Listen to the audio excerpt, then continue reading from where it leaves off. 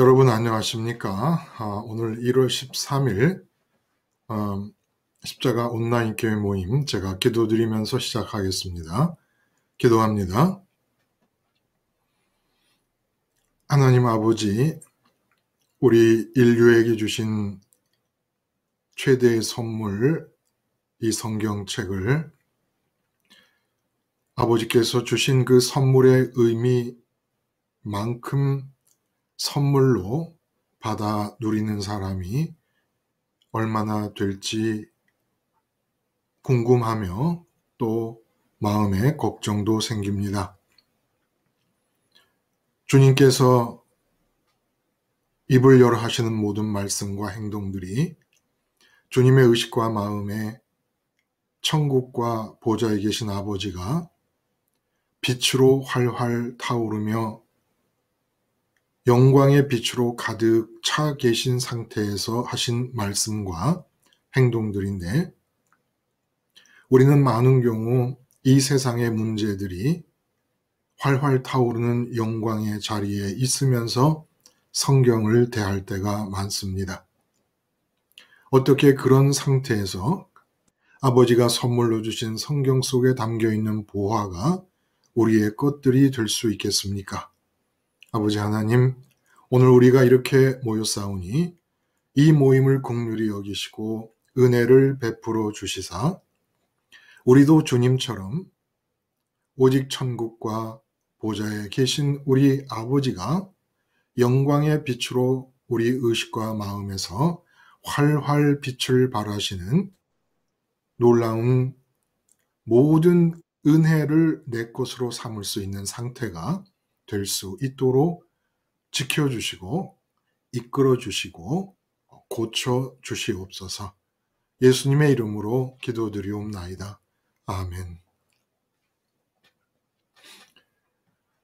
여러분, 우리 어저께 나눈 말씀이 요동침 없이 머물 마음의 집을 찾아라.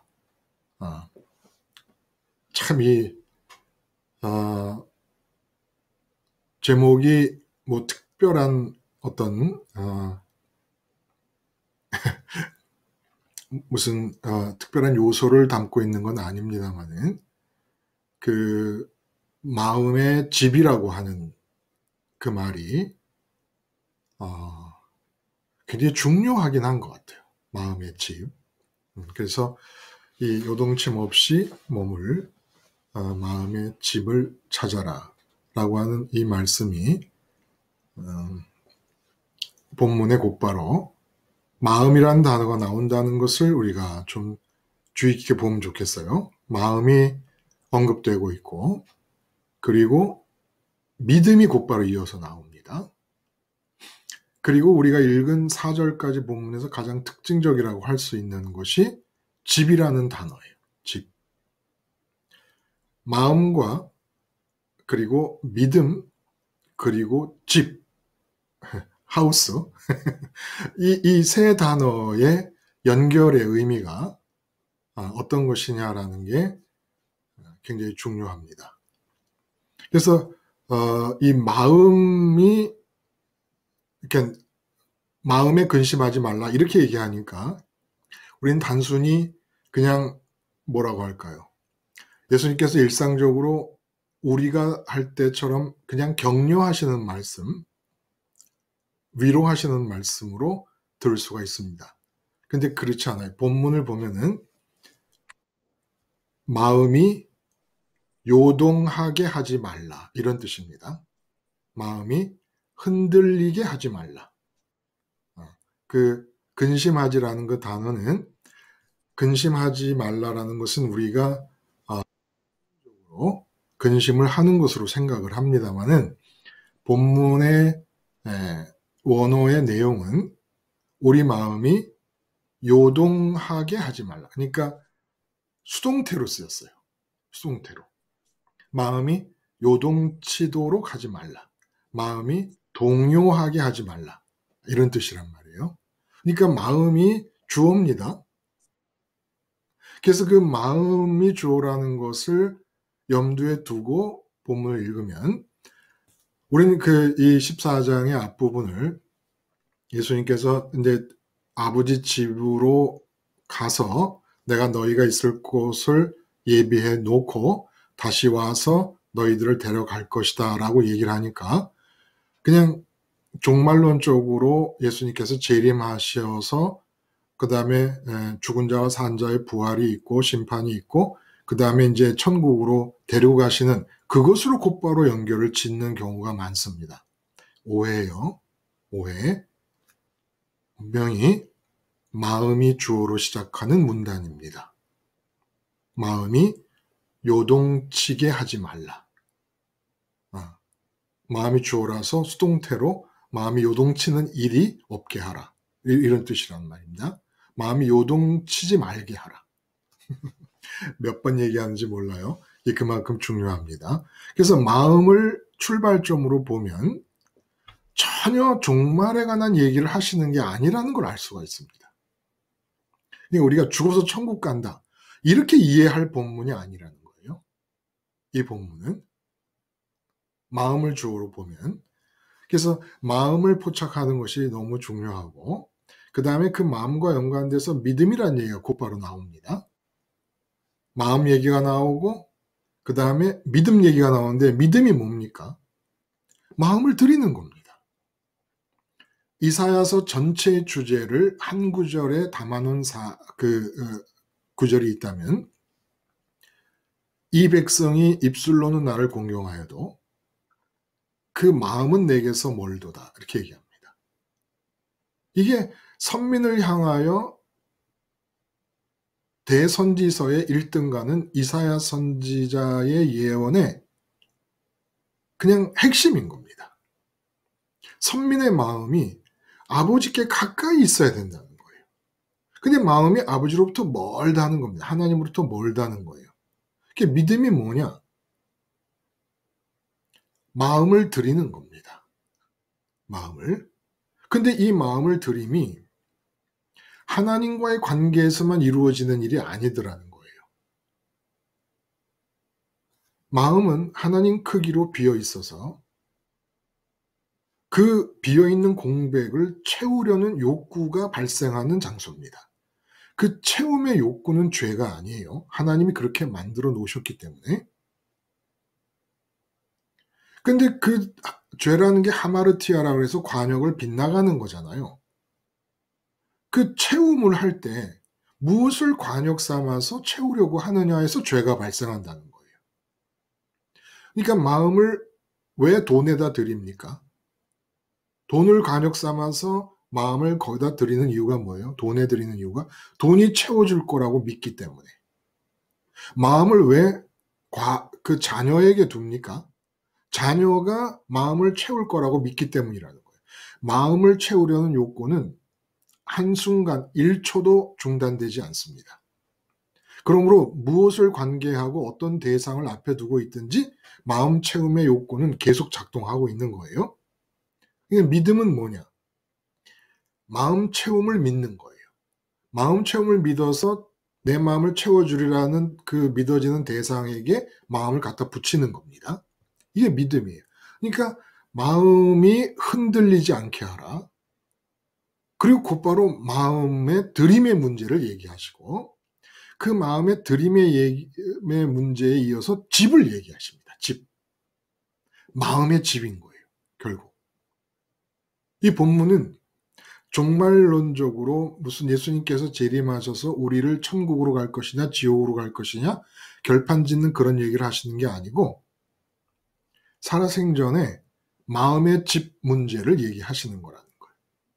자, 제목에 담겨있는 본문과 연관된 그 제목에 담겨있는 취지가 이렇다는 것을 일단 개략적으로 말씀을 드리고 그리고 한번 그 말씀을 들은 분들 중에 여러분의 말씀을 한번 들어볼 수 있을까요? 정말 보리떡같이 한 말씀을 찰떡같이 알아듣는 분을 기대해 봅니다.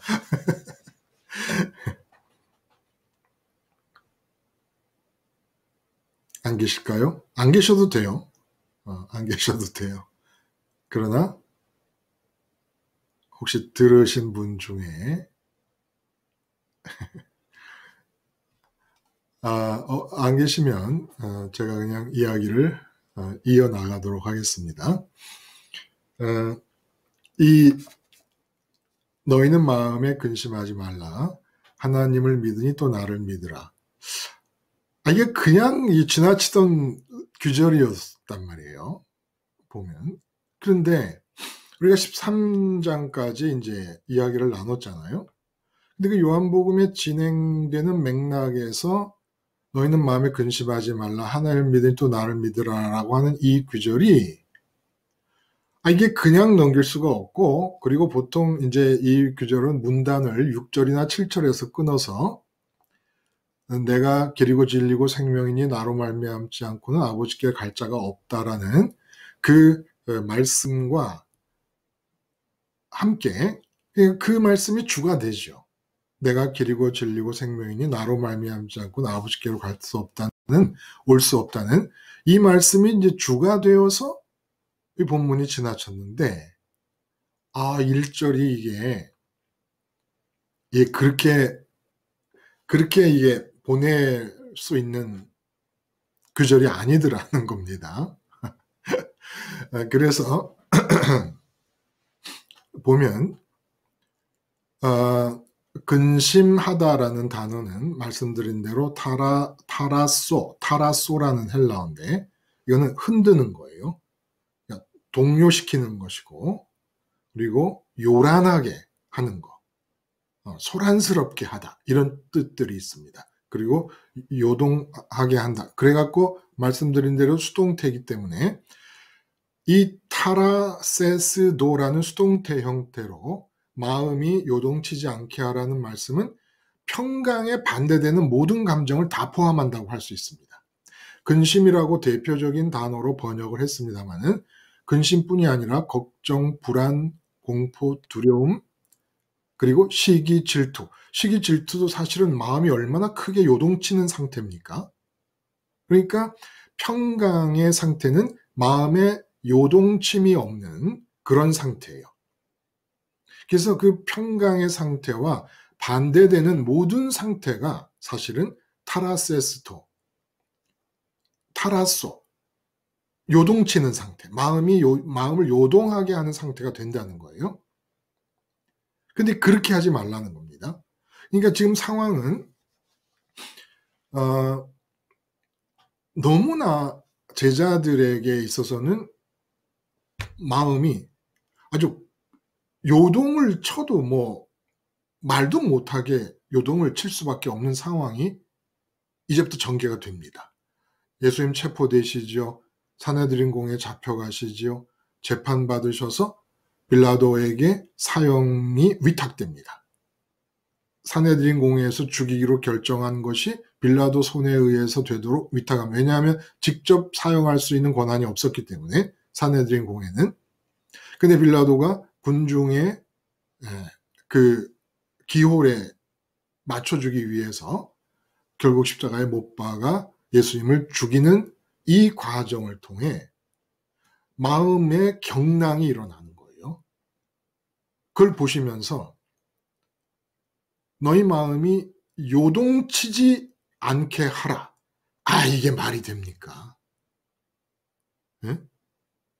어떻게 예수님의 그런 모습을 보면서 지금 더군다나 3년 전부터 예수님이 십자가에 못 박혀 죽으실 것을 다 수긍하고 알아듣고 수용한 상태에서 왔어도 제자들의 마음이 요동치 않기가, 근심하지 않기가 거의 불가능한데, 제자들은 지금 직전까지도 예수님의 능력이 보장하는 자기들의 미래를 거의 확신에 차서 꿈을 꿨지만 막연한 꿈이 아니라 확신에 차서 붙잡고 있던 상태였습니다.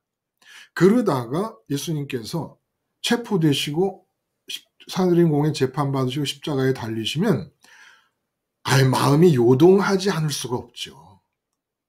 근데 주님께서 요동치 말라라는 겁니다. 세 계명, 서로 사랑하라는 것이 세상이 예수님의 제자인 것을 알아볼 수 있는 증표지만 지금 예수님은 그 증표에 덧붙이시는 거예요. 내 제자는 이 세상에 사는 동안에 마음이 요동하지 않는 자들이다. 근심하지 않는 자들이고 걱정하지 않는 자들이다. 라는 말씀을 하십니다. 그래서 지금 이 제자들의 마음이 요동치는 이유를 주님은 분명히 보고 계시는 거예요. 왜 요동칩니까? 왜 집이라는 말씀을 쓰셨을까요? 집. 마음을 주제로 해서 시작되는 이야기의 전개 중에 왜 집이라는 단어가 나왔을까요? 예수님의 능력이 보장하는 미래에 제자들의 마음이 가 있잖아요.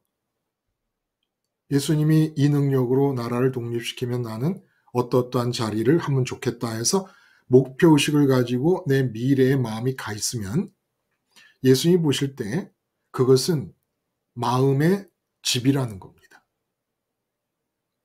그런데 예수님이 십자가에 달리면 제자들의 마음의 집인 그 예수님의 능력으로 보장되는 미래라는 그 마음의 집이 십자가에 달리시는 과정을 통해서 진도 7에 진도 7, 8의 지진을 만나게 됩니다. 그 집이 지진을 만나는 거예요. 집이. 그러니까 마음이 요동치 않게 하라는 말씀은 그 집에서 빠져나오라는 말씀을 하는 겁니다. 우리는 착각하는 경우가 있어요. 너희는 마음에 근심하지 말라. 이렇게 말씀을 이제 번역이 돼 있으니까 마음 자체를 컨트롤하는 걸로 얘기를 합니다. 마인드 컨트롤로. 내 마음을 조종하고 내 마음을 달래서 마음을 이렇게 걱정하지 않는 상태로 동요하지 않은 상태로 잘 평정을 유지하라. 마음을 평정을 유지하라는 마인드 컨트롤 수련, 마음 수련 같은 차원에서 생각을 합니다. 그래서 집이라는 말이 등장을 하는 거예요. 마인드 컨트롤이나 마음 수련을 말씀하시는 게 아닙니다. 걱정하지 말라, 근심하지 말라, 동요되지 않게 하라 라는 이 말씀은 왜 마음이 동요될 수밖에 없고 요동칠 수밖에 없는 자리에 집을 만들어 놓고 들어앉아 있느냐 이런 얘기입니다. 태평양 환태평양 그 지대가 이제 지진 때잖아요. 일본이 그 알류샨 열도라고 그러나요? 거기 위치해 있기 때문에 그렇게 지진이 많지 않습니까? 왜 지진대 위에다가 집을 지어놓고 있느냐는 겁니다. 마인드 컨트롤을 말하는 게 아니라 마인드 하우스, 더 하우스 오브 마인드, 우리 마음의 집의 위치를 지금 얘기하는 겁니다. 아니 너 마음이 왜 그러니까 마음이 요동치지 말라는 것은 십자가를 보면서 이제 제자들의 마음이 막 요동칠 거예요. 그러니까 예수님 말씀이 아니 내가 십자가에 달리는데 너희 마음이 왜 이렇게 요동을 치냐? 그 너희 마음이 내 능력으로 보장된 이 3차원 세상에서의 미래를 너희가 마음이 집으로 삼고 들어가 앉아있기 때문이 아니냐. 그러므로 마음이 흔들리지 않게 하라는 얘기는 거기서 빠져나오라는 겁니다. 마인드 컨트롤, 흔들리는 집에서 마인드 컨트롤을 하고 있으라는 얘기가 아니에요. 막 이렇게 집이 막 그냥 내 미래가 막 흔들리고 이러는데 그 흔들리는 미래를 집으로 삼고 그 흔들리는 미래 속에 마음이 들어가 있으면서 마음이 들어가 있다는 건 뭡니까? 그런 미래를 바라고 있다는 거예요. 마음이 거기 가 있다는 겁니다. 그러는 중에 괜찮아. 이런 막 미래가 다 없어지고 있는 중인데 거기서 평정심을 찾는 무슨 돌을 닦으란 얘기가 아니라는 거예요. 나오라는 겁니다. 나오라는 거예요. 여러분이 이제 돈 때문에 걱정을 하죠. 근심을 하잖아요. 그러면 마음이 요동치지 않게 하라. 마음이 근심하지 말라는 얘기는 돈이 없어도 돈 없는 상황 속에서 마음이 마치 돌을 닦은 사람처럼 걱정하지 않을 수 있는 상태가 되어라. 라는 뜻이 아니라는 거예요. 제가 미국에 있을 때 집사람한테 양해를 구하고 애가 어렸으니까 당신이 애를 다 보고 있으라. 나는 영화 한 편 보고 와야 되겠다. 해서 미국 프린스톤에서 혼자 가서 본 영화가 와호장룡이라는 영화입니다. 그 미국이라는 나라에 가 있다 보니까 그 아시아권의 어떤 그 분위기가 그리워서 더 그랬을까요? 근데 이제 중국 무협 영화예요. 거기서 어떤 장면이 기억나냐면 주인공이 그 홍콩의 유명한 배우 주윤발 씨인데 어떤 장면이 기억이 나냐면 대나무 밭에서 주인공 주윤발 씨와 그 보금을 훔쳐간 어떤 정말 이 못돼 먹은 어떤 아가씨, 무술이 뛰어난 아가씨와 대결을 펼치는데 주윤발 씨가 그 대나무 가지 위에서 키가 그 사람이 뭐 190 가까이 되지 않습니까? 거기서 뒷짐을 딱 지고 바람에 대나무가 이렇게 흔들리는데 대나무 위에 서가지고 그 나뭇가지 같은 거 하나 들고 저쪽은 칼 들고 있는데 보금을 들고 더 덤벼드는데 나뭇가지는 시시한 칼인가 하나 들고는 그 바람에 흔들리는 대나무가지 위에서 싹싹 균형을 잡고 움직이는 거예요. 어찌나 멋지든지.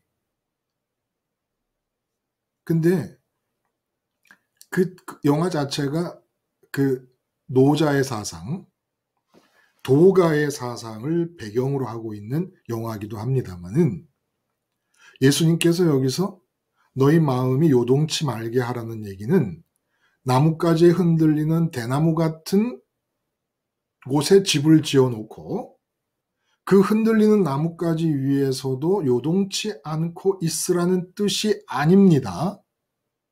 스테반 집사님이 돌에 맞아 죽는 상황에서 평강을 유지할 수 있었던 것은 그 현장에서 스테반 집사님의 마음이 머무는 집이 없었기 때문인 겁니다. 마음이 그 돌에 맞아 죽는 상황 속에 있는데도 와우장룡의 주윤발 씨처럼 대나무 위에서 흔들리는 그 바람에도 불구하고 균형을 잡고 있었던 것 같은 그런 마인드 컨트롤을 하고 있었던 게 아니라는 거예요. 스테반 집사님은 그 현장에서 마음이 없었습니다. 없었어요. 그러므로 우리가 돈 문제 때문에 걱정하면 예수님께서 오셔서 그러는 거예요. 너 왜 마음에 지진이 느껴질 수밖에 없는 집에 들어가 있니? 거기서 나와. 그러니까 우리는 기도가 뭐냐면 아니 예수님 이 돈 문제라는 집 안에 들어가 있으면 돈 문제에 지진이 일어나지 않게 해주시면 되지요. 아니 돈 문제라는 집에서 나오라 그러면 어떡하십니까? 이렇게 생각을 하고 신앙생활이라고 했던 거예요. 그래서 예수님께서 마음의 얘기를 하시면서 제자들이 그 마음이 경랑을 만나듯 요동칠 것을 아시고 근심하지 말라 하신 것은 내 능력으로 너희 멋대로 만들어 놓은 너희의 핑크빛 미래, 그 핑크빛 미래라는 집 속에 너희 마음이 들어가 있잖아. 나와. 거기 있지 말고 거기 있으면 너희 못 견뎌. 나오라니까. 아니 왜 마음을 거기다 두고 있냐? 거기서 머물고 있냐? 나와. 그럼 이제 그 집에서 나왔다 칩시다. 어디로 가요? 어? 그래서 하나님을 믿으라 라는 말이 뒤따라 나오는 겁니다. 왜 너희 마음이 이 3차원 세상 안에서 내 능력에 기초된 너희의 미래라는 집 속에 들어가 있느냐? 너희 못 견뎌. 이 3차원 세상 안에서 이루어질 상황을 너희 마음의 집으로 생각하고 있는 한 너희 못 견뎌. 견뎌낼 수가 없어. 반드시 그 집엔 지진이 일어날 것이기 때문에 너희 마음의 요동침이 막을 수가 없게 돼. 그런 상황에서도 마음이 평정을 유지한다? 이런 거 없어. 이건 다 비진리다. 다 이단 사상이고 다 비진리다. 마음이 나오라는 겁니다. 그게 나와가지고 그럼 주님 이 3차원 세상에서 그렇게 아름답게 잘 지어진 그 마음의 집에서 나오고 나면 전 어디로 갑니까? 하나님께로 가라. 그래서 하나님을 믿으라는 말이 나오는 겁니다. 하나님을 믿으라. 그러니까 하나님을 믿으라는 말은 하나님은 창조주시고 이 3차원 세상은 창조주에 의해서 창조된 것들입니다. 창조된 세상 안에는 너희 마음의 집을 두지 말라는 거예요. 마음의 집을 창조주께 두라는 겁니다. 창조주 하나님이 인격적으로 거하시는 곳이 시간과 공간을 초월해 있는 4차원 천국입니다. 그러니까 마음의 집을 왜 지금 이게 예수님 재림하실 때 종말을 얘기하는 게 아니에요. 우리 마음, 지금 살아있는 사람의 마음을 얘기하는 겁니다. 근데 이 마음의 집을 절대로 피조된 세계 속에 두지 말라는 거예요. 저기 지구 안에뿐만 아니라 달나라에도 두지 말고 화성에도 두지 말고 목성에도 두지 말라는 거예요.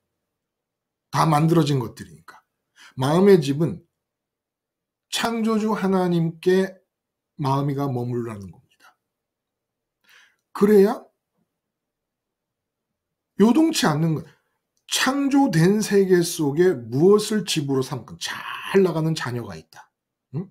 뭐 유치원 때부터 1등만 해 얘는 다. 대학 때도 1등, 대학원에서 1등, 박사학위도 1등. 어디를 가나 1등. 그래도 피조된 세계 속에 있는 존재라면 마음의 집을 삼지 말라는 겁니다. 반드시 거기엔 지진이 일어나게 돼 있다는 거예요. 아, 내 몸이 건강해. 나는 30년, 40년, 50년 살아봤지만 특별한 병이 있어 본 적이 없어. 마음의 집을 내 건강한 몸의 건강에 둔다. 요동치는 날이 있을 것이라는 겁니다. 마음의 집은 창조주 하나님께만 둬야 된다는 거예요. 그러니까 하나님을 믿고 예수를 믿는다는 것의 증거는 마음이 요동치는 일이 있으면 그건 안 믿는 거라는 거예요. 왜? 믿음이라는 것은 마음을 들이는 건데 결국 마음의 집을 찾아 들어가는 일인 것이에요. 집이라는 말을, 그리고 거처라는 말을 씁니다. 예수님께서. 근데 이제 십자가 과정이 시작되면서 제자들이 요동칠 것을 보시면서 이 제자들의 마음이 요동칠 것을 눈으로 예상하시며 교훈을 주시는 거예요. 마음의 집이 문제다. 앞으로 너희 미래에 어떤 일이 벌어지더라도 보세요. 이제 박해가 시작될 겁니다. 그렇죠? 313년에 로마 제국이 기독교를 국가의 종교로 공인할 때까지 313년 동안 박해가 시작이 될 텐데 이 박해가 끊임없이 시작되는 이 세상에서 살 제자들에게 예수님께서 뭐라고 하시냐면 내가 너에게 평강을 주노라. 아, 누가 평강을 달랬어요? 내 마음에 평강을 주시려 하지 말고 내 마음이 집삼아 들어가 있는 그 내 이 세상 안에 3차원 세상 안에 있는 마음의 집을 보존해 주시면 평강은 저절로 주어지는데 3차원 세상 안에 어떤 것을 집으로 삼고 들어가 앉아 있든지 지진이 일어날 수밖에 없는 상황을 주권적으로 역사를 이끌어 가실 것이면서 마음에는 평강을 주신다는 겁니다. 무슨 얘기예요? 이 세상의 역사는 탄압과 박해로 지진이 일어나는 삶이 지속되는데도 평강을 주신다는 거예요. 너희는 나를 믿게 되면 마음의 집이 더 이상 이 3차원 세상 안에 있게 되지 않을 것이기 때문에 3차원 세상 안에서 무슨 일이 일어나더라도 하나님, 창조주 하나님께 마음을 두면, 아니 피조물의 세계 속에 일어나는 어떤 일 때문에 너희 마음이 타라세스도 요동치는 일이 있겠냐는 겁니다. 그러므로 마인드 컨트롤도 아니고 마음 수련도 아니고, 아니 마음을 둔 집이 요동치는데 어떻게 마음이 요동하지 않을 수 있겠습니까?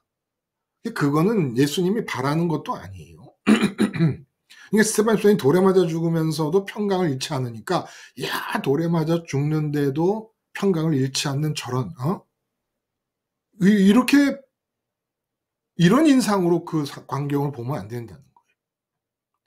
아 마음이 아예 없구나. 스테반 집사님은 마음이 딴 집에 가 있구나 지금. 응? 이 세상에 마음의 집이 없고 딴 데 가 있구나. 이걸 이렇게 알아들어야 되는 거라는 겁니다. 마음이 없으니까 몸이 돌에 맞아 죽어도 동요하지가 않죠. 흔들림이 없는 거죠. 딴 데 가 있는데, 딴 데.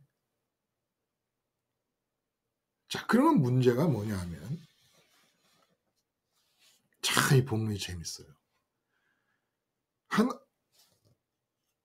하나님을 믿으니 또 나를 믿으라 이렇게 말씀하셨잖아요. 네? 하나님을 믿으니 또 나를 믿으라.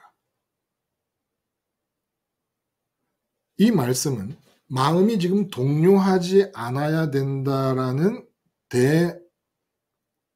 이제 숙제를 두고 예수님께서 답을 주신 거예요. 그럼 어떻게 마음이 근심하지 않고 마음이 동요하지 않을 수 있겠느냐?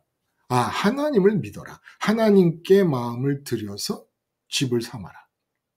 너희가 이제까지 있던 집은 내 능력이 보장하는 너희의 이 세상 안에서 미래. 그러면 그 미래에 너희가 꿈꾸는 그 상황이 되면 너희가 기쁠 것이라고 믿는 거 아니냐? 마음이 채워질 거라고 믿는 거 아니냐? 그게 집이란 말이에요. 집. 집이라고 얘기하시는 겁니다. 근데 그건 동요될 수밖에 없다는 거예요. 그러니까 이제 하나님 아버지로 바꾸라 그런 거예요. 그러면 하나님 아버지께 마음을 드리고 아버지께 집을 삼아서 머물게 되면 흔들림이 없지요. 이 마음이 동요함이 없게 되지요. 근데 또 예수님, 또 나를 믿으라라는 말씀은 무슨 얘기일까? 근데 문제가 뭐냐면요. 또 나를 믿는 게, 하나님 아버지는 구약 성경을 통해 드러나신 대로 그 출애굽 때 10가지 재앙을 내리시기도 하고 250만 명을 사망해서 40년 동안 먹이시기도 하고 마시게 하시기도 하고 입히기도 하신 분이십니다. 전지전능하신 분이십니다. 그러니까 아버지 창조주께 마음을 두는 일은 그냥 두든지 안 두든지 둘 수 있든지 둘 수 없든지 하여간 이 말씀은 수긍이 가는 거예요. 아, 그러면 요동이 없겠구나. 창조주 하나님, 전지전능하신 하나님께 마음을 두면 요동이 없는 게 당연하지 않겠는가. 그런데 예수님은 지금 능력을 행하시며 나라를 독립을 시키며 다윗같이 전쟁을 나가시면서 두려워 떠는 제자들에게 나를 믿으라 하신 게 아니고, 속수무책의 무력함에 세상의 패배자의 모습으로 십자가에 달려 죽으실 건데 나를 믿으라고 하는 겁니다. 전지전능하신 하나님을 믿으라고 하는 말씀은 오케이인데, 십자가를 향하여 못 박혀 죽고 채찍에 맞아 살이 찢어지고 수치스럽고 부끄러운 이 세상에서 가장 참담한 상황으로 들어가시면서 얘들아 나를 믿어 너희 마음을 나한테 줘라, 나한테 줘라 이러고 계신다는 거예요. 응? 그러니 누가 십자가라는 것 자체가 이 세상에서 꿈에 나타나도 제일 무서운 게 십자가인데,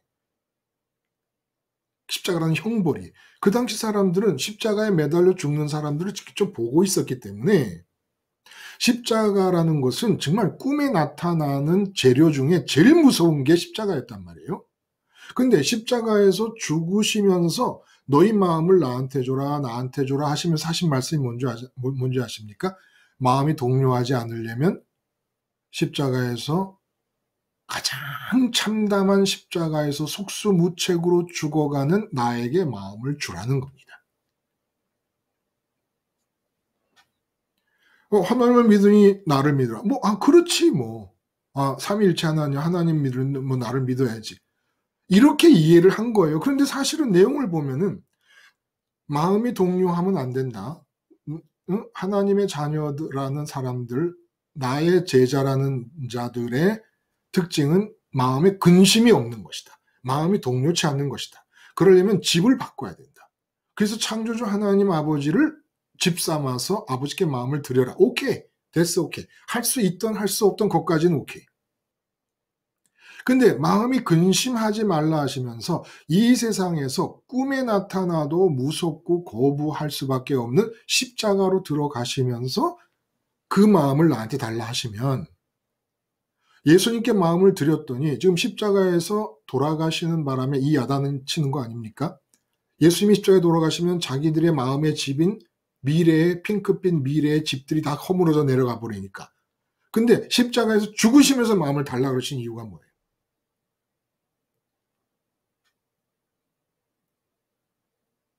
왜? 하나님을 믿으라고 그랬으면 하나님을 잘 믿게 하시면 되지. 왜 십자가에서 죽는 또 하나님을 믿으니 또 나를 믿으라. 십자가에서 죽는 나를 믿으라. 전지전능하신 하나님을 믿으니 또 십자가에서 죽는 나를 믿어라. 왜 그러셨을까요? 참, 이게 정말 절묘한 겁니다. 성경이라는 게. 너무 절묘해요. 어떻게 절묘하냐? 보이지 않는 하나님을 전지전능하시고 천지를 창조하시고 역사를 주관하신 분으로 믿습니다. 그렇게 배웠고, 이론적으로 배웠고, 그래서 믿습니다. 그런데 지금 내 상황은 실제로 눈과 귀와 이 육체의 오감을 통해 이 세상이 밀려 들어옵니다. 그리고 세상이 밀려 들어오는 가운데 세상 안에서 내게 주어져 있는 자아의식이 이미 내 안에 가득합니다. 나는 남자다. 나는 여자다. 나는 아무개 부모님의 아들이고 딸이다. 나는 누구의 아내고 남편, 나는 누구의 엄마고 아빠다. 나는 어느 회사의 직원이다. 이런 세상적인 자아의식이 내 안에 가득합니다. 이미. 그렇게 이 세상적인 자아의식이 가득한 게 자연인의 상태인 거예요. 이거를 문제 삼지 않는 게 문제였던 거예요. 믿음 생활에 있어서. 그래서 예수님이 뭐라 그럽니까? 부모와 처자와 형제와 자매와 지 몸까지 나보다 더 사랑하면 안 된다 하신 말씀이 그래서 하신 말씀인데, 이 말씀은 다 싹 빼버린 겁니다. 우리 믿음 생활에서.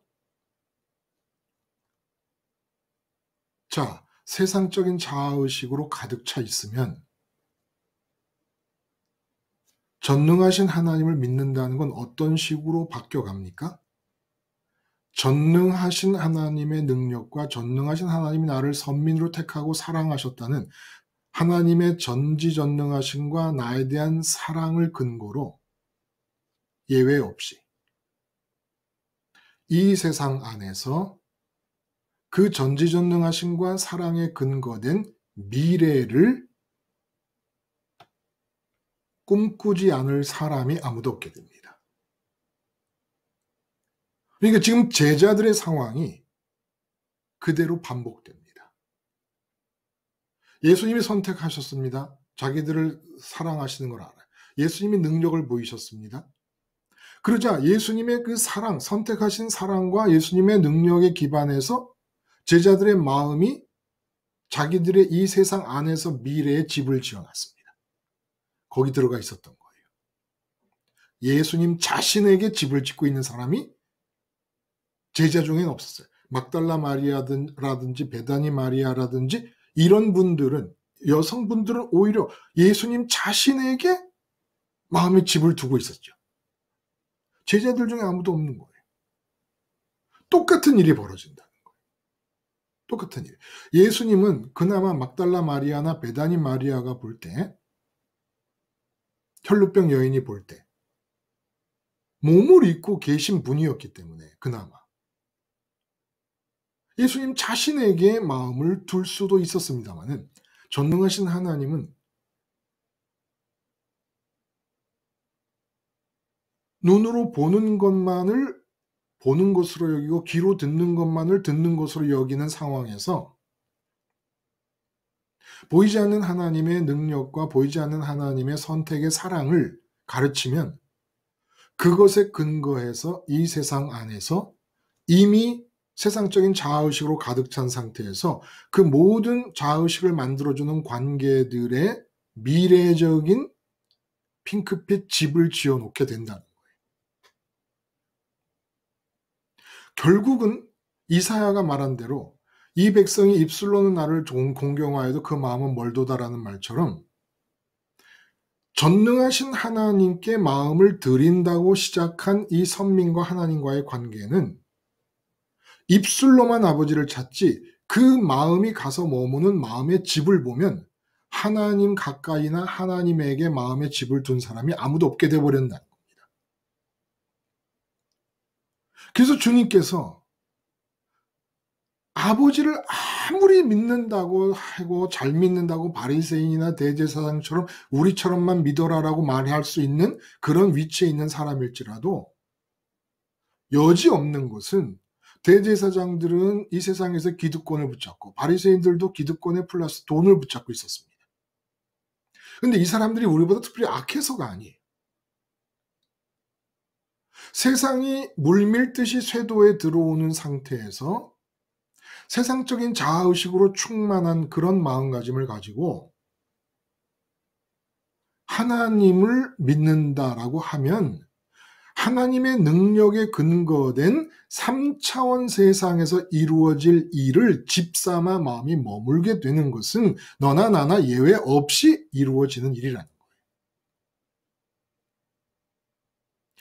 그러니까 실제로 마음이 하나님을 믿는다, 하나님께 마음을 드린다 하는데, 하나님을 집삼아 하나님께 머무는 마음들이 없는 겁니다.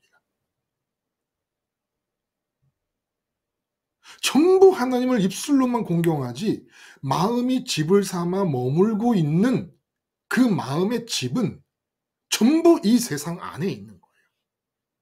그게 사람이 돼서 남편이든 아내든 자식이든 부모든 아니면 사물이라서 재산이든 무슨 하다못해 어떤 작은 애지중지하는 물건이든지 간에 뭐든지. 그래서 그 물건을 애지중지하다 물건이 깨지거나 없어지면 마음이 요동하잖아요. 마음에 머무는 집이 깨져버렸으니까. 자식에게 마음을 두고 있다 자식 문제가 생기면 마음이 요동치잖아요. 자식이 저기 유럽의 프랑스 소르본노 대학이 없어졌죠, 이제. 파리 제1대학에 유학을 갔어요. 근데 파리에서 테러범들이 지하철을 폭파시켜가지고 많은 사상자가 생겼다. 그러면 나는 여기 있는데 왜 내 마음이 요동을 쳐요? 마음이라는 게 그런 거예요. 심리적인 작용이 아니라 실제로 마음은 시간과 공간을 초월해서 파리를 가 있는 겁니다. 여러분 아세요? 심리적인 작용이 아니에요. 실제로 내 마음은 시간과 공간을 초월해서 어디든지 가 있을 수가 있는 겁니다. 그래서 파리에 유학 간 자식을 둔 부모의 마음은 파리에서 테러범들에 의해서 폭발 사고가 생겼다 그러면 한국에 몸이 있는데도 요동을 치는 거예요. 왜? 파리에 있는 자식이 마음의 집이기 때문에. 한국에서는 평화스러운 상황이 벌어집니다. 그런데도 마음의 집이 문제인 거예요.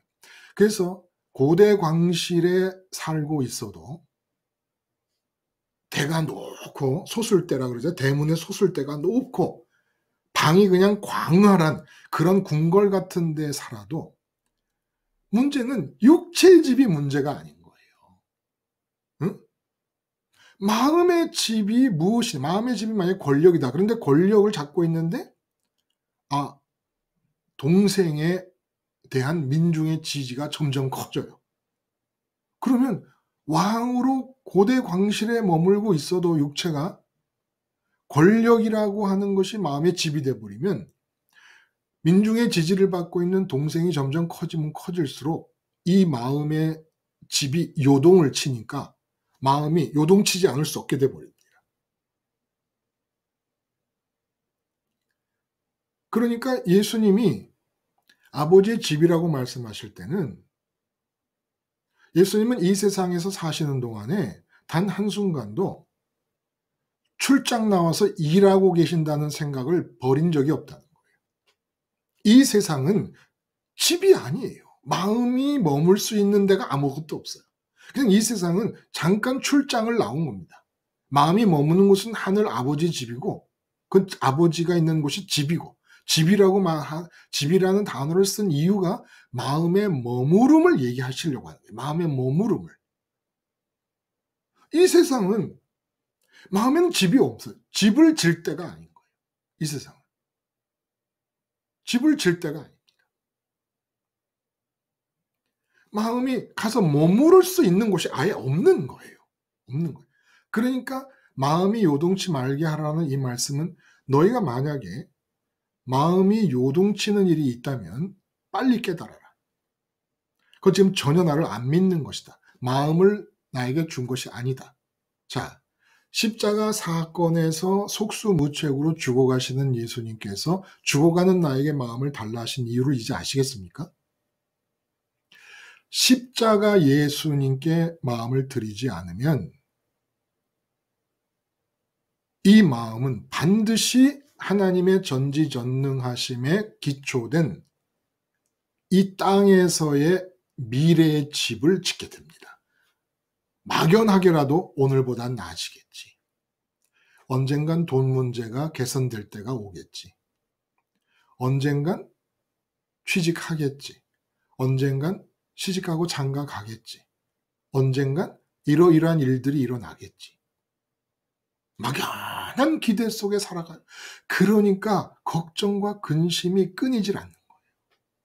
구체적으로 5년 뒤에 제자들의 경우 이제 내가 5년만 되면 장관 자리를 차지하고 있겠구나라고 생각하지 않아도 막연하게 이 3차원의 세상에서 지금이 마음에 안 들어요. 그러면 지금 현재 상태는 마음의 집을 둘 곳이 없어요.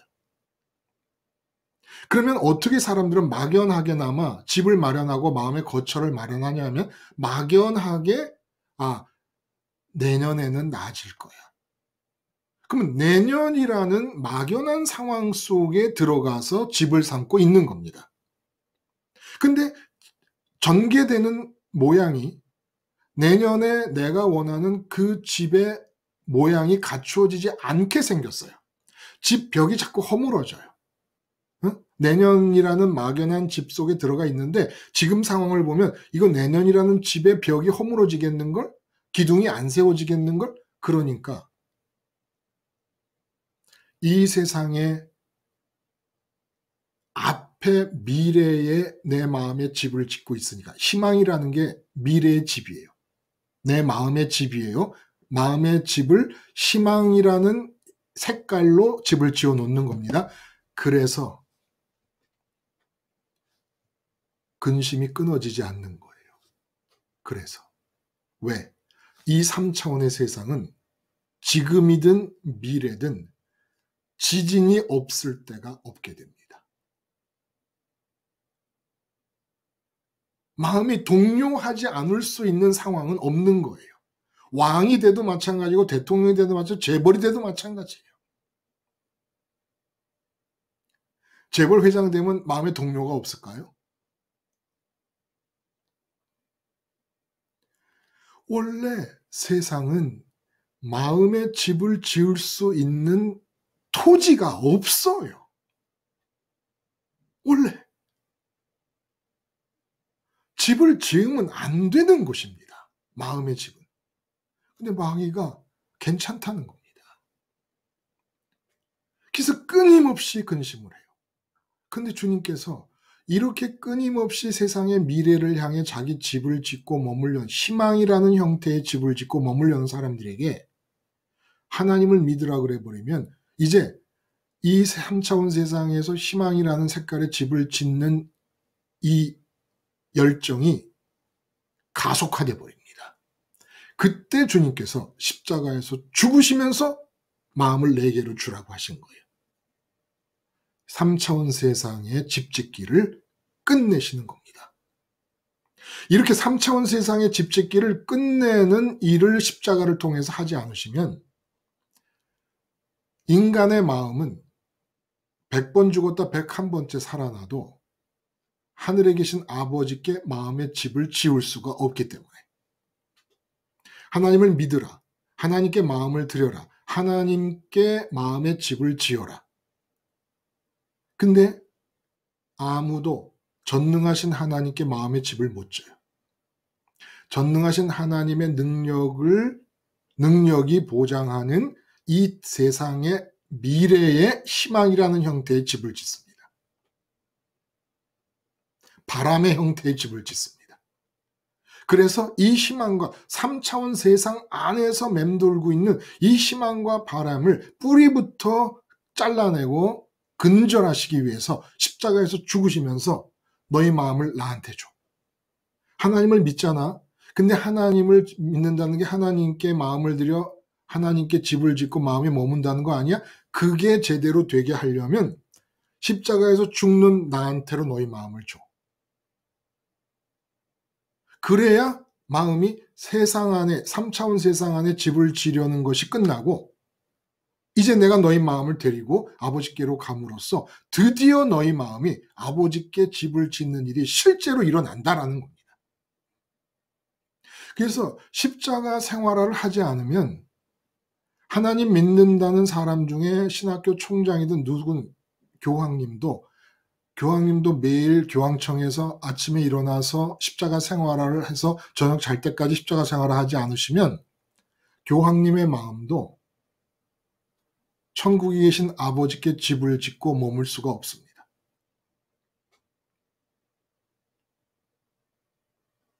그래서 전능하신 하나님을 믿으라 해 놓으시고 전능의 극강의 반대 상태. 여러분 각자는 자연인의 상태 그대로 놓고 볼 때 죄인임에도 불구하고 전지전능하심과 예수님 십자가 사이의 스펙트럼을 만들어 보면 십자가에서부터 10단계, 20단계, 100단계가 더 위로 가 있는 분들일 겁니다.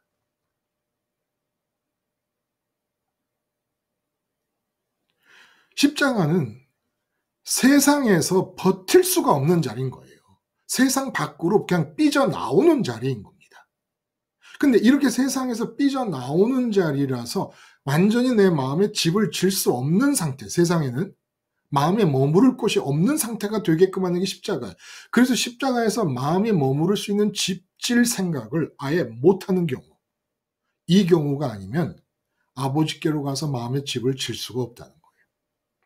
그렇지 않으면 십자가를 통과해서 아버지 집에 마음을 짓지 않으면 아버지 집에 내 마음에 머무는 집을 짓지 않으면 마음이 요동침이 목숨이 닿을 때까지 끝날 날이 없을 것이라는 겁니다.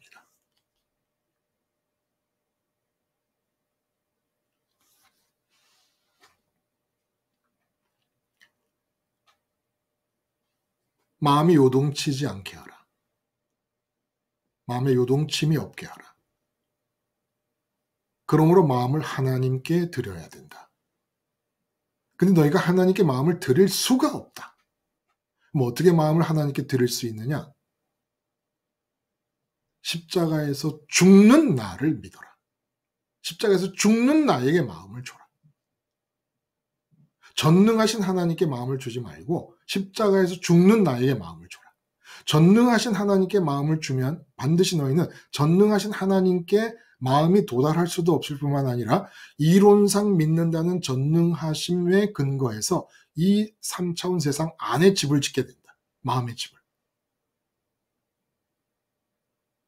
절대로 십자가에서 3차원 세상 안에 마음이 머물 수 있는 집 짓기를 중단하지 않는 한 하나님께 마음을 두는 일은 없게 된다는 것. 그래서 하나님을 믿으니 또 나를 믿어.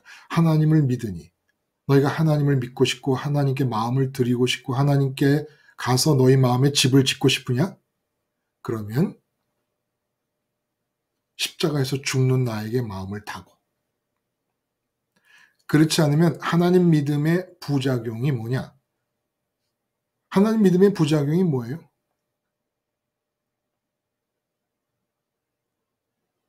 절대로 하나님만 믿어서는 하나님을 믿을 수가 없습니다. 말이 이상하죠? 하나님만 믿어서는 하나님께 도달할 수 있는 사람이 아무도 없다는 거예요. 계속해서 처음에 하나님이 창조주시고 전지전능하시고 나를 사랑하신다 해서 하나님 자신을 좋아하면서 시작했다 하더라도 눈으로 귀로 세상이 밀물처럼 쇄도에 들어오는 이 쓰나미와 같은 파도를 막아내면서 세상에 집을 짓지 않고 하늘에 계신 하나님께 집을 지을 수 있는 사람은 한 사람도 없습니다.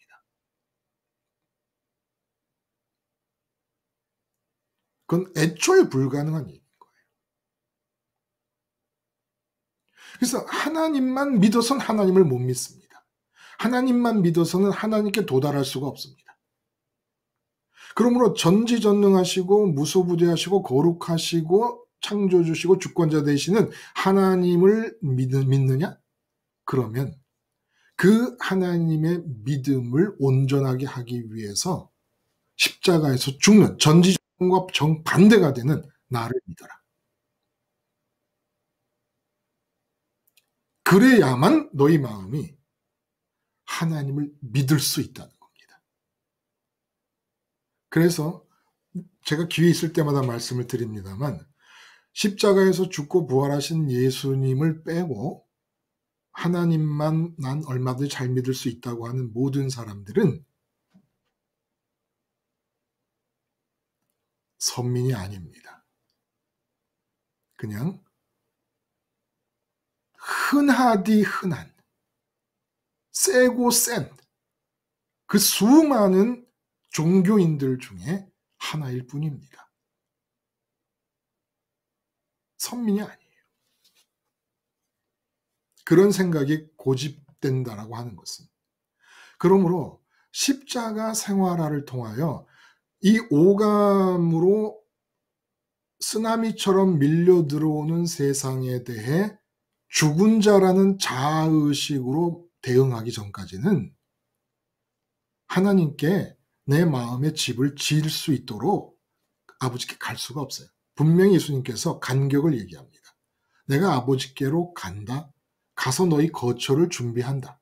거처를 준비하면 와서 너희를 데려가겠다. 근데 그 너희가 누구냐면 마음이에요. 우리 마음. 1절에서 밝히신 대로 우리 마음이라는 겁니다.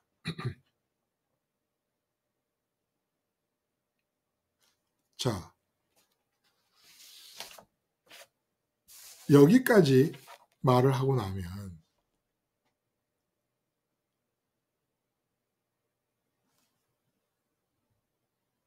여러분에게 마음에 와 닿는 부분이 뭘까요?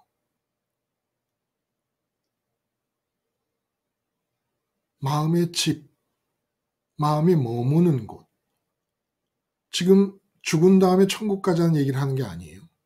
예수님께서 그 얘기를 하시는 게 아닙니다.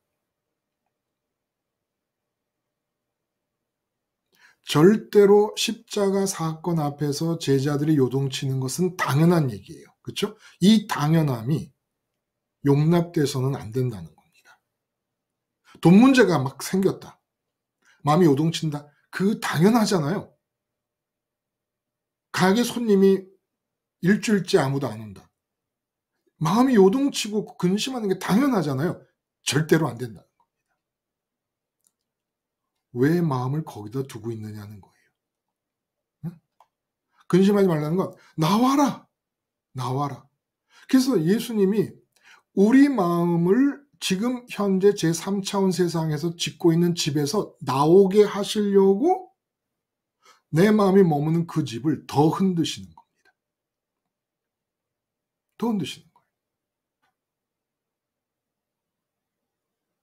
근데 돈 문제가 발생했으면 그 마음이 돈 문제라는 집 속에 있어서 마음에 동요가 생기고 근심과 걱정이 생기면 나와야 되잖아요.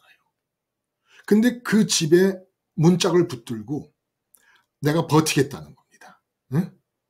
이 지진이 물러갈 때까지 버티고 이 지진이 죽을 때까지 버텨서 내가 이제 이 지진만 끝나면 더 큰 집을 짓겠다는 거예요. 이게 뭡니까? 문제를 붙잡고 해결하려는 거예요. 해결하려는 마음이 그런 무식하고 어리석은 상태라는 겁니다.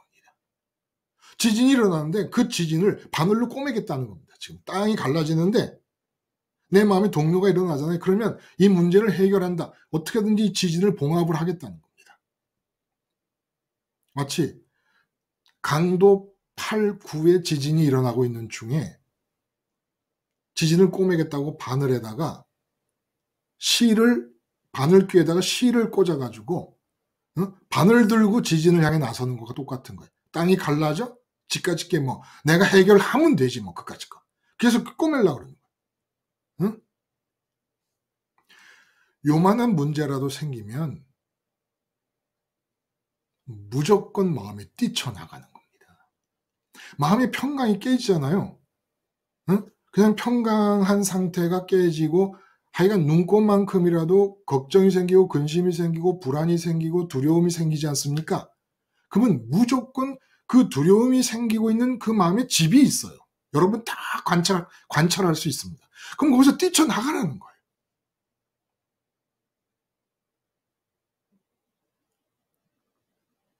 뉴스를 봐도 요새 대통령 선거예요. 그러면 사람마다 다 나는 여당인 민주당의 대표를 지지한다. 나는 야당인 국민의힘의 대표를 지지한다. 나는 뭐 국민당입니까? 안철수 씨를 지지한다. 아니면 뭐 정의당을 지지한다. 그래놓고 괜히 내가 지지하는 사람이 지지율이 낮아지면 내가 불안해하는 거예요. 마음이 동요하는 거예요. 응? 예수님 뭐라 그러세요? 너희 마음이 동요하지 않도록 그 마음의 집에서 나오라는 겁니다. 뭐 때문에 여당의 대표, 야당의 대표, 제3당, 제4당의 대표들에게 마음의 집을 지어놓고 그들과 운명을 같이 하면서 그들에게 일어난 지진을 네가 고스란히 다 흡수하고 있느냐는 겁니다. 어? 언제부터 그렇게 친했다고? 그 사람하고, 그 당하고. 뭐 나라의 운명이, 뭐 내가 나라의 운명을 봉합을 할 거예요? 나라에 일어나는 지진을 내가 실로 바늘귀에다 꿰가지고 그 바늘로 나라에 일어나는 지진을 내가 봉합을 하겠다는 겁니까? 그래도 마음을 써야지. 그럼 계속 써야지 어떻게 해요? 그렇게 써야 된다고 믿는다면. 응? 대한민국은 아버지의 주권이 끌고 갑니다. 제발 여러분의 마음의 집은 아버지에게 지세요. 우리 십자가 죽으신 예수님을 믿는 사람들은 이 세상의 정치가들 누구누구에게 우리 마음의 집을 두는 사람이어서는 안 됩니다. 투표를 하세요. 집을 하늘에 두고 마음의 동요가 없는 상태에서 아버지의 뜻을 따라서 하세요. 뭐 아버지가 균형을 위해서 같은 십자가 생활을 하는 사람 중에도 어떤 사람에게는 여당 대표를 지지하고 어떤 사람에게 야당 대표를 지지하고 어떤 사람은 제3당, 4당의 대표를 지지하라고 할 수도 있으시죠. 그게 어떻게 누가 압니까? 아버지가 각 사람에게 어떻게 인도를 하실지. 한 사람만 지지하라고 하실 것도 아니란 말이에요. 요는 마음의 집을 우리는 3차원 세상에 내 돈 문제라든지 내 미래라든지 내 자녀라든지 내 배우자라든지 어떤 것에도 두지 않는 것과 마찬가지로 이 세상에 있는 것이라면 심지어 목사님들 같은 경우는 목회 현장에도 마음의 집을 지면 안 돼요. 그러니 요즘 코로나 시대에 목회가 잘 된다는 게 숫자가 늘어나는 거고 예산이 늘어나는 건데 이 코로나 시대에 숫자가 늘어나고 예산이 늘어나는 교회 예배당이 어디 있어요. 그러니까 목사님들이 근심과 걱정이 끝날 날이 없는 거예요. 목회 현장이 집이니까, 마음이 집이니까. 이 세상 3차원 안에서는 지진이 일어나지 않는 부분이 없단 말입니다. 근데 3차원 세상 어느 지역에, 어느 부분에, 어느 사람에게, 어느 대상에, 어느 문제에 마음의 집을 지어놓고 평강하기를 원하냐는 거예요. 무조건 나와야 된다는 겁니다. 나와야 돼. 나와서 하나님께 둬야 돼요. 근데 하나님께 둔다는 게 하나님이 전지전능하고 나를 사랑하신다는 걸 믿다 보니까 또 그 능력으로 지진이 일어나는 이 세상을 하나님이 꼬매주세요. 그러고 있단 말이에요. 그래서 주님이 십자가에 죽으시면서 아예 3차원 세상을 떠나자. 나랑 같이 떠나자. 그래서 나랑 같이 떠나자는 얘기를 너희 가만히 있어. 내가 먼저 가서 너희 있을 거처를 내가 예비해 놓을게. 그리고 내려와서 너희를 데려갔대. 이렇게까지 얘기를 하십니다. 이렇게까지 얘기하시는 말씀을 받아서 우리가 비유적으로 얘기하자면 아버지 집에 가서 내 거처를 예배한다는 게 이런 거예요. 자, 식구가 있는데 멀리 군 생활을 하러 떠났던 아들이 돌아왔어요. 그러면 그 아들이 있을 방을 준비해야 되고 아들이 식탁에 앉아서 먹을 때 그 식탁에 의자가 있어야 되고 그 아들이 입는 옷들을 놓는 옷장이 있어야 되고 그 아들이 쓰는 물건들이 다 있어야 되잖아요. 거처를 예비한다는 게 이런 것입니다. 말하자면 예수님께서 아버지 집에서 4차원 천국에서 내 마음이 올라올 걸 예비해서 내 마음에 방을 준비하시고 방에 침대 준비하시고 방에 책상 준비하시고 내가 4차원 세계에 맞는 몸이 있을 때 아니면 내 4차원 세계에서 내 마음이 머문다는 그 형태에 맞추어져서 필요한 것이 마치 비유적으로 이 세상에서 말하자면 이 차도 있어야 되고 뭐 옷도 있어야 되고 옷을 넣는 옷장도 있어야 되고 뭐도 있어야 되고 뭐도 있어야 되고 그러잖아요. 그게 이제 그 사람이 그 집 식구가 된다라고 하는 증거지 않습니까? 그런 것처럼 천국의 거처를 삼고 있을 천국의 식구가 된다라는 의미에서 내 마음이 가면은 마음이 쓸 방과 잠자리와 뭐 옷장과 식탁의 자리와 숟가락과 필요한 모든 것들을 다 준비해 놓으시고 내 마음을 데리고 가시겠다는 거예요. 그러니까 이 상태는 뭘 상징하느냐 하면 거처를 예비하러 간다라는 이 말씀, 하나님 나라라는 이 집안에 내가 식구가 될 수 있도록 아기가 태어날 때 그 아기가 쓸 물건들을 아빠가 다 미리 사놓는 것처럼 4차원 세계에 내 마음이 아버지의 식구가 영의 세계 아닙니까? 그러니까 영인 내 마음이 그 4차원에 올라가서 살 수 있기 위해 필요한 모든 것들을 다 준비해 놓으실 때 이 땅에 살고 있는 내게 의식적으로 느껴지는 느낌이 있어요. 그 느낌이 뭐냐? 나라는 인격 안에 부족함이라는 것이 단어 자체가 없어져 버립니다. 예수님이 거처를 준비해서 내 마음이 하늘에 올라가서 살 수 있는데 필요한 모든 것을 다 준비해 놓으셨을 때 그렇게 예수님 따라 하늘에 올라간 상태에서 이 땅에는 지금 몸이 거하는 상태는 뭐 세상적인 기준으로 볼 때는 뭐 형편없을 수도 있고 뭐 좋을 수도 있어요. 그러나 좋아도 물과 기름처럼 따로 놀게 되고 나빠도 물과 기름처럼 따로 놀게 되면서 나라는 인격 안에 부족함이라는 개념 자체가 아예 사라져버리고 맙니다.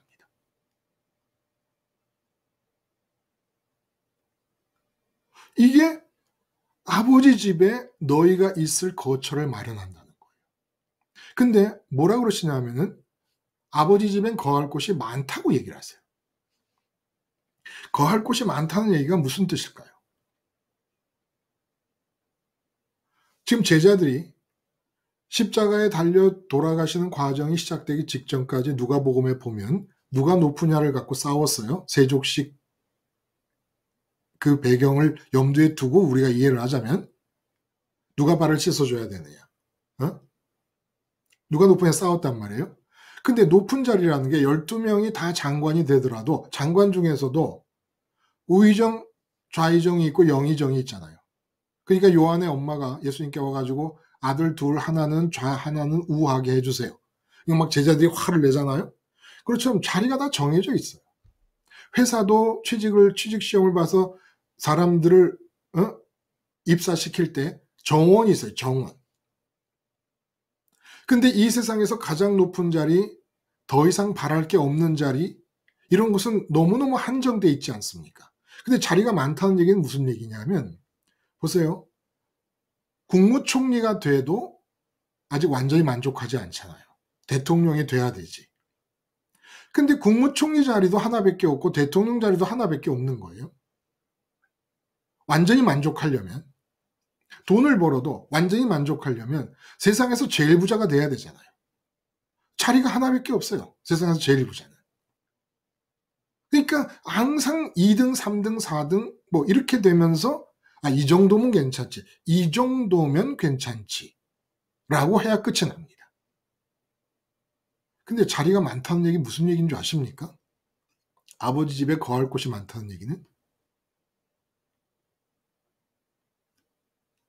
모두가 대통령이 된 사람들인 것처럼 더 높이 올라갈래야 올라갈 수가 없는 자리.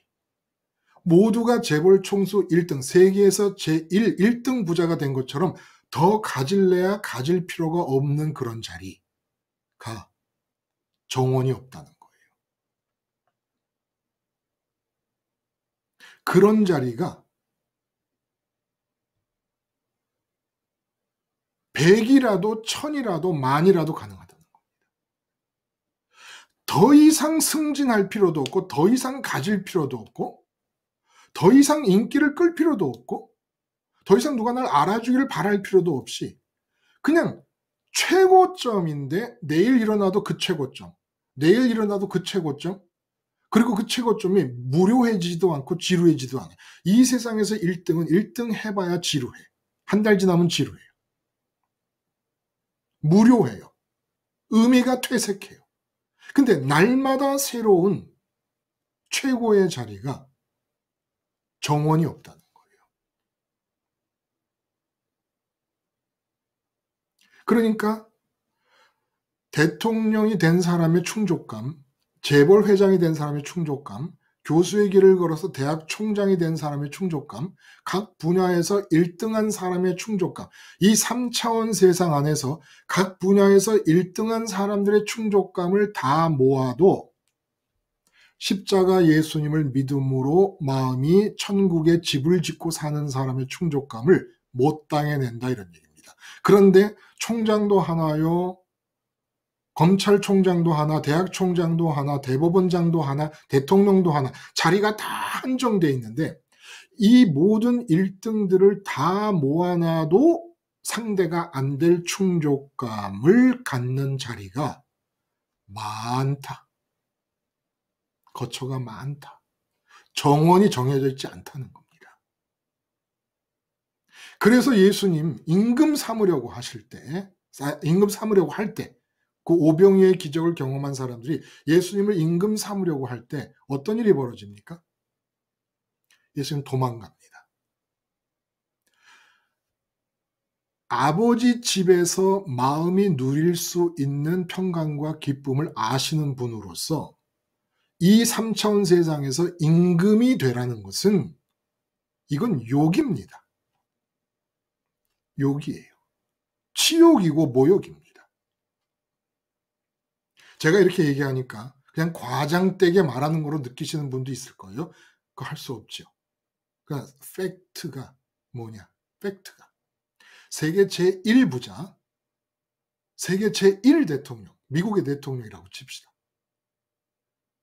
그리고 각 나라에 하나밖에 없는 자리들, 최고의 자리들 다 모아 느끼는 충족감이 예수 십자가에 죽으신 것에 마음을 둠으로써 예수님이 거처를 예비하셔서 내가 천국의 마음이 올라갔을 때 필요한 모든 것을 준비하신 상태에서 나를 데리고 올라가시면 그때 느끼는 충족감은 비교가 안 된다는 게 팩트라는 거예요. 팩트. 이 본문의 말씀이 그 뜻이라는 겁니다. 응? 내 아버지 집에 거할 곳이 많다. 그렇지 않았으면 일렀으리라. 그렇지 않으면 일렀으리라는 게 무슨 말이에요? 너희가 이렇게 높은 자리를 올라가겠다고 아웅다웅 하는데 응? 너희에게 높은 자리 주지 않으면 너희가 가만히 있겠니? 근데 나를 따라오면 세상에서 가장 낮은 자리에 처하게 될 십자가에서 죽는 나를 마음으로 따라오게 되면 어떤 일이 벌어지냐면 너희 높아지고 싶어하는 마음이 더 이상 높을 필요가 없다고 느껴질 만큼 높은 자리로 가는데 거기서도 1등, 2등이 갈라진다면 내가 말을 했을 거야. 넌 2등이고 넌 3등이고. 근데 아무도 2등이라는 게 없다는 겁니다. 아무도. 그리고 다른 사람이 높아지는 걸 보면서도 다른 사람 높아지는 거 보고 배가 아프면 나 이게 안 되잖아. 이거 문제가 있는 거 아닙니까? 온전한 충족이 아니잖아요. 근데 다른 사람이 높아지거나 말거나 상관없이 나 자신은 이 세상에서 자리가 한정되어 있는 높음의 자리들이 있잖아요. 그것들을 다 합쳐서 누리는 충족감도 비교가 안 될 정도의 충족감으로 너 자신에게 줄 텐데 자리 생각하지 마라. 많다. 정원이 없다. 많다. 그러니까 내 마음을 어떤 사람 그렇게 목적의식을 가지고 나는 정치인으로 대통령이 될 거야. 나는 사업을 해서 재벌이 될 거야. 이런 목표의식과 목적의식을 갖지 않습니까? 이 3차원 세상에서 갖는 목표의식. 우리가 목표가 없는 사람이 아니에요. 우리 목표가 하나님께 있어서 목표를 의식하는 목표의식이 하나님이 가지면 된다는 것을 말하는 거죠. 이 3차원 세상에서 어느 한 분야의 대통령이 된다든지 제1인자가 된다는 것은 이건 수치입니다. 십자가 예수님께 마음을 들여 아버지 집에 나의 거처를 확보한 사람들에게는 이건 수치예요. 목표의식을 갖는다는 게 하나님의 주도적인 역사 인도하심의 결과로 대통령 자리에서 하나님의 뜻을 수행할 수는 있어요. 그러나 아니 창피하지도 않아서 대통령이 될 수는 있지만 하나님의 뜻에 의해서 내게 좋은 차가 생길 수는 있지만 좋은 차를 갖겠다는 생각을 어떻게 하느냐고요. 창피하게. 어떻게 내가 대통령이 되겠다는 생각을 하느냐는 말입니다. 창피하지도 않아서. 지금 주님의 말씀이 그 뜻이라는 거예요. 응? 내 아버지 집에 거할 곳이 많다라는 밍밍해 그냥. 아버지 집에 거할 곳이 천국 간다는 얘기겠지. 이 뜻이 아니라는 겁니다. 이 뜻이 아니라는 거예요. 그렇지 않으면 너에게 일렀으리라는 얘기는 자리가 한정되어 있었다면 너에게 말했겠지.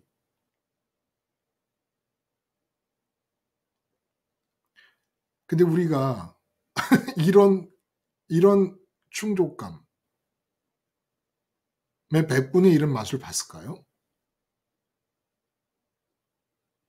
그래서 이렇게 아는 게 중요하기도 해요. 어? 십자가 생활화라는 거, 십자가에서 내가 죽었다는 자아의식을 유지하는 간단한 이 사건이 끌고 내 인생과 내 영생의 영역으로 끌고 들어오는 은혜의 내용들이 무엇인가를 아는 게 중요하죠. 아는 게. 아는 만큼 누리는 것인지도 모르잖아요. 아는 만큼.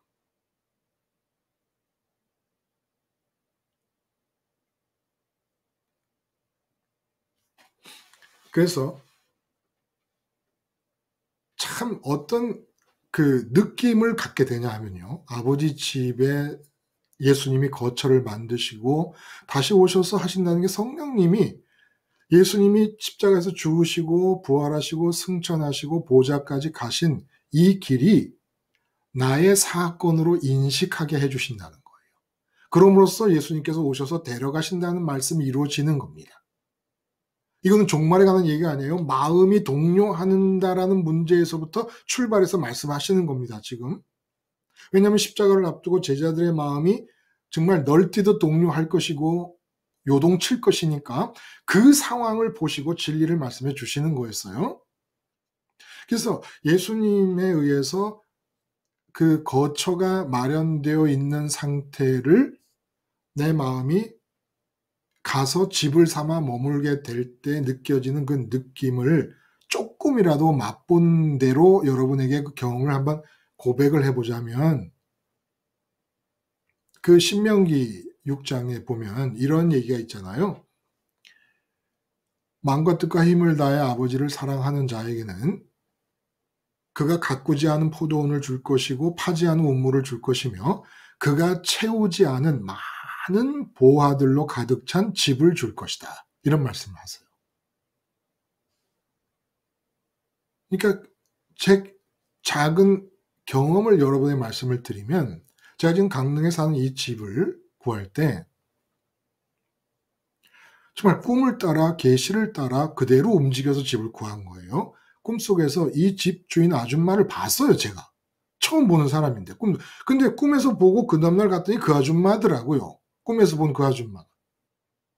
그래서 샀는데 이 집이 우리가 살 때 분양가보다 많은 액수가 다 떨어져 나간 상태예요. 왜냐하면 비행기장 옆이다 보니까 이분들이 의사를 하시는 분들인데 돈에 여유가 있으셨던지 들어왔다가 비행기 소리가 시끄러우니까 바닷가에 있는 아파트로 이사를 갔어요. 6개월 만에. 그리고 3년 가까이 아파트가 비어 있었습니다. 근데 아파트를 사실 때 대출을 받아서 사서 대출 이자는 살지도 않는 집에 대출 이자가 3년 동안 나간 거예요. 그러니까 분양가보다 잘라내 가지고 저희도 대출을 얻어서 샀습니다마는 사고 들어온 거예요. 그런데 분양을 받았을 때 4천만 원 정도의 많은 돈을 들여서 다 해 놓으신 거예요. 마룻바닥부터 해 가지고 전부 다. 그리고 분양가를 깎아서 우린 들어온 겁니다. 깎은 것도 아니에요. 그렇게 내 놓으신 거예요. 너무너무 괴로운 3년 동안 살지도 않는 집에 계속 대출 이자가 나가니까.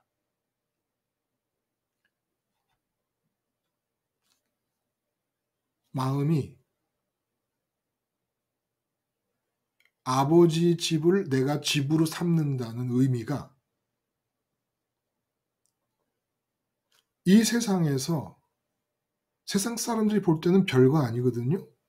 별거 아닌데 이상하게 아버지 집이 집일 경우에는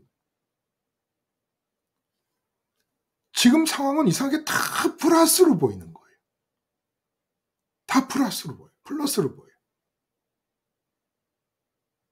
집이 아버지 집이면 몸이 돌에 맞아 죽어도 손해라는 느낌이 안 드는 거예요.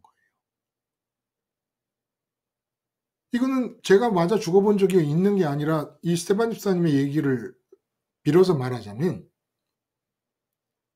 너무너무 장사가 안 돼요. 근데 이상하게 마음에는 손해라는 느낌이 안 생기는 거예요. 이게 마음의 집이 아버지 집일 경우에 나타나는 증상이더라는 겁니다. 그래서 이론으로라도 우리가 분명히 합시다. 아버지 계신 곳을 집으로 생각하시는 예수님에게 사람들이 이 세상에서 임금되라고 하신 것은 모욕이다라는 것. 이 세상에서 각 분야에서 1등 자리를 목표의식을 갖고 추구해 들어가는 것은 너무나 영적으로 급이 낮은 상태의 표현이라는 것. 이건 참 수치스러운 겁니다. 모욕적인 겁니다. 아버지 집을 마음의 집으로 삼게 허락된 사람들에게 있어서 이 3차원의 세상에서 각 분야에서 1등 자리를 간다는 것은, 향해 간다는 건 이건 수치스러운 일이에요. 주님께서 거처를 준비하셨다는 것은 마음이 머물렀을 때 주님이 준비한 그 아버지의 집 속에 있는 나의 거처는 아무리 꼼꼼하게 바늘끝 같은 걸 다 따지고 내가 아주 부족하다는 걸 느끼고 싶어 죽겠는데 부족함을 느낄 수 없게 되는 상태라는 겁니다. 아주 병적으로 부족함을 찾아 막 돋보기를 그냥 현미경을 들고 부족함을 찾아도 부족함이 안 보이는 상태라는 거예요. 이 세상의 3차원 세상의 상황은 관계가 없어요. 왜?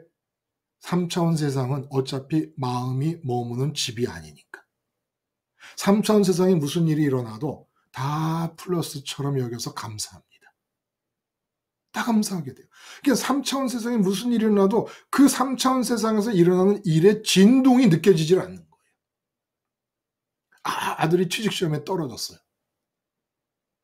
넌 나이가 30이 되도록 아직 취직도 못하고 너는 나이가 30이 넘도록 아직 결혼도 못하고 그냥 막 자녀들에게 일어나는 3차원의 일들이 그냥 막 쓰나미처럼 내 마음에 몰아쳐가지고 요동을 치는 겁니다.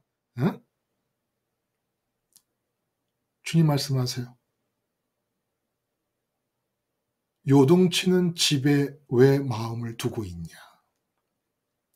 이 요동침이 내가 요동치는 거야. 너 마음 빠져나오라고. 그런데 바늘을 실에 꿰서 지진을 꼬매겠다고, 갈라지는 땅을 꼬매겠다고 나서는 심정으로 그렇게 어리석게 이 세상의 문제들을 붙잡고 씨름을 합니다. 그리고 그 문제가 이 3차원의 세상의 집이 흔들리는데 그걸 다 그대로 충격을 받고 있는 거예요. 이 불쌍한 사람들이. 예? 이 어리석은 사람들이. 제가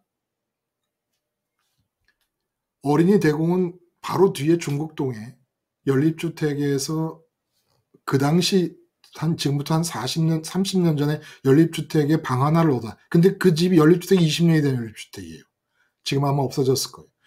그리고 살 때 형님이 오셔서 같이 대공원에 들어갔다가 어린이 대공원 바로 뒤쪽에 있으니까 다람쥐 기구라는 걸 탔어요. 이게 막 사람이 앉으면 뭐 별나지도 않아요. 그냥 그 자리에서 거꾸로 돌고 이러는 건데 아주 죽는 줄 알았어요. 죽는 줄 알았어.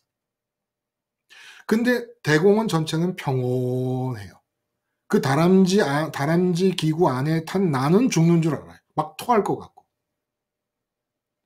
그거 왜 타? 나오면 되지. 네?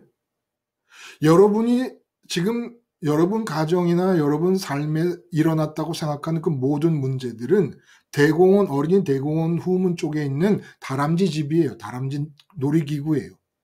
아니 그걸 왜 타갖고 다람쥐 기구가 뒤집어지고 자빠지고 난리가 나는데 통할 것 같은 그런 심정으로 마음을 괴롭히며 있느냐는 겁니다. 나오세요. 나오세요. 십자가 붙잡고 나오세요. 그냥 마음을 두지 마요. 그래도 돼요. 왜? 아버지의 주권이 다 닫고 있으니까. 아버지의 주권이 닫고 있지 않는 삶의 영역은 아무것도 없으니까 내 자식이고 내 몸이고 내 세포까지 내 몸의 세포 하나까지 아버지의 주권이 다 닫고 있으니까 그 아버지의 주권에 그냥 다 맡기시고 여러분은 나와요. 그래서 우리 모두 같이 예수님 십자가 붙잡고 거처가 많대잖아요. 예? 대통령 자리, 재벌 자리, 총장 자리, 뭐 무슨 원장 자리, 무슨 뭐 감사장, 최고 자리 다 모아놔도 비교가 안 될 정도의 충족감을 가질 수 있는 자리가 많대잖아요. 많대잖아요. 우리 글로 갑시다. 응? 아버지 집에 있는 주님이 마련해 놓으신 우리 거처로 가자는 거예요. 그럼 주님은 어떤 사람의 거처를 거기다 마련할까요? 대학에 들어가면은 등록을 해야 기숙사 신청을 해야 기숙사에 방을 마련해 주잖아요. 그럼 우리는 어떻게 해야 예수님이 거기다 마련합니까? 십자가를 기억하면. 나를 믿어라. 십자가에 죽는 나를 믿어라. 십자가에 죽는 나의 마음을 드리고 내가 주님과 함께 죽은 자의 자아의식을 가지면 예수님이 매일매일 거처를 준비하신다는 거예요. 아버지 집에. 그럼 매일매일 이 세상 대통령 다 모아놓고 재벌 다 모아놓은 것보다 더 큰 충족감으로 살자는 겁니다. 하루아침에 되진 않겠지요. 단칼에 되진 않겠죠. 그러나 십자가 생활을 하며 십자가에서 예수님과 함께 죽었다는 자아의식, 그래서 십자가가 내 마음에 이 세상에서 유일한 집이 되면, 십자가가 내 마음의 집이 되면 내 마음의 거처를 하늘에서 준비해 주셔서 임금되겠다는 목표의식을 갖는 게 수치스럽게 느껴질 정도의 만족감. 임금 되세요. 대통령도 되시고 아버지의 뜻을 따라 이런저런 것도 가지시고 사시고 하세요. 그러나 우리 마음이 그것에 갖다 달라붙는다는 것은 이건 있을 수 없는 모욕적인 것임을 알고 3차원 세상에 대해 가장 올바른 응대는 무조건 십자가에서 죽는 겁니다. 십자가 예수님을 떠올리는 순간 마련된 거처로 내 마음을 데리고 가십니다. 이 십자가 생활하에 진면목을 우리 모두 날마다 우리 자리가 많다 하셨으니까 누구 볼 거 있어요? 뭐 이 세상에서 저 사람은 어떻게 되는구나 어떻게 되는지 볼 거 있습니까? 그냥 하늘에 있는 아버지 집에 있는 내 거처로 가면 되는 거죠. 날마다 우리 아버지 집의 거처에서 함께 사는 가족들이 되십시다. 예? 우리 몸이 못 만나면 어때요? 우리 마음이 예수님 십자가에 모여서 같이 가서 아버지 집에서 한 식구로 주님이 마련해 두신 각 방에 거처가 있고 그래서 내 방이 있고 내 거처가 있다는 증거가 뭐예요? 이 세상에서 어떤 상황을 만나도 플러스로만 느껴져서 감사만 나오는 상태. 이 세상에 상황 상관없는 거예요. 그 증거니까 우리 다 가족입니다. 아버지 집에 거하게 될 가족. 나의 사랑하는 패밀리들이여. 기도하겠습니다. 하나님 아버지, 우리 모두를 주님의 보혈로 한 혈통으로 부르셨사오니 하늘의 혈통답게 주님의 십자가에서 함께 죽은 자아의식을 유지함으로써 오직 아버지의 집에 있는 거처에만 마음이 머무르고 이 세상은 아버지의 주권에 맡기며 아버지의 장갑이 되어 살 수 있게 하여 주시옵소서. 예수님의 이름으로 기도드리옵나이다. 아멘. 여러분 장시간 감사합니다. 또 다음 시간에 뵙겠습니다.